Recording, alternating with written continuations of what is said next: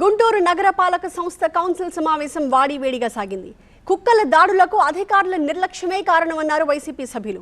Commissioner వివరణ ఇవ్వాలని కార్పొరేటర్లు పట్టుబట్టారు. నిన్న స్వర్ణ భారతీ నగర్లో కుక్కల దాడిలో ఒక బాలుడు చనిపోయాడు. దీనికి బాధ్యులు ఎవరు అంటూ వైసీపీ సభ్యులు ప్రశ్నించారు.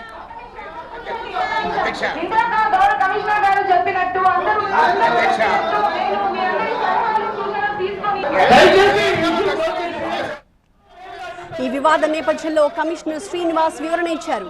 జీవ కారుణ్య సంస్థలు కోర్టులను ఆశ్రయించడంతో కుక్కల బెడద తొలగించేందుకు సమస్యలు వస్తున్నాయి అన్నారు.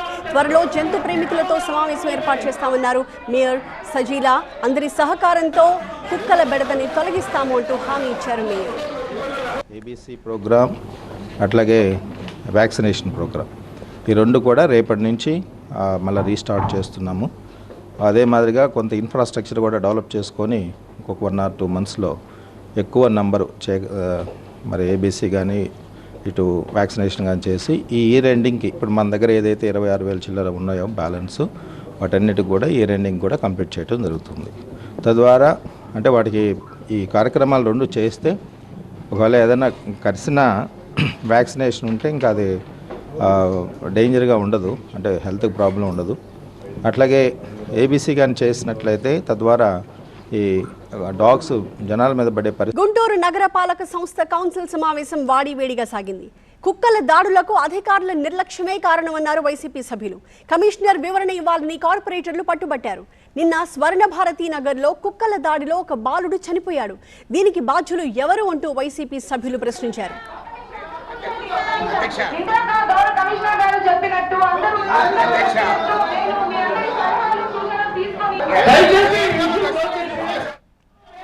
ఈ వివాద నేపథ్యంలో కమిషనర్ శ్రీనివాస్ వివరణ ఇచ్చారు. జీవ కారుణ్య సంస్థలు కోర్టులను ఆశ్రయించడంతో కుక్కల బెడద తొలగించేందుకు సమస్యలు వస్తున్నాయి అన్నారు. త్వరలో జంతు ప్రేమికులతో సమావేశం ఏర్పాటు చేస్తామన్నారు.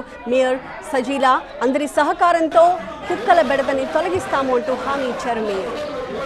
ఏబీసీ ప్రోగ్రామ్ అట్లాగే వ్యాక్సినేషన్ ప్రోగ్రామ్ ఈ రెండు కూడా రేపటి నుంచి మళ్ళీ రీస్టార్ట్ చేస్తున్నాము.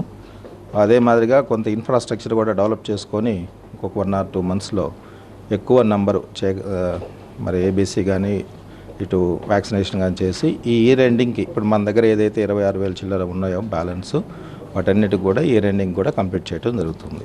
తద్వారా అంటే వాటికి ఈ కార్యక్రమాలు రెండు చేస్తే ఒకవేళ ఏదైనా కలిసిన వ్యాక్సినేషన్ ఉంటే ఇంకా అది డేంజర్గా ఉండదు, అంటే హెల్త్కి ప్రాబ్లం ఉండదు. అట్లాగే ఏబీసీ కానీ చేసినట్లయితే తద్వారా ఈ డాగ్స్ జనాల మీద పడే పరిస్థితి ఉండదు.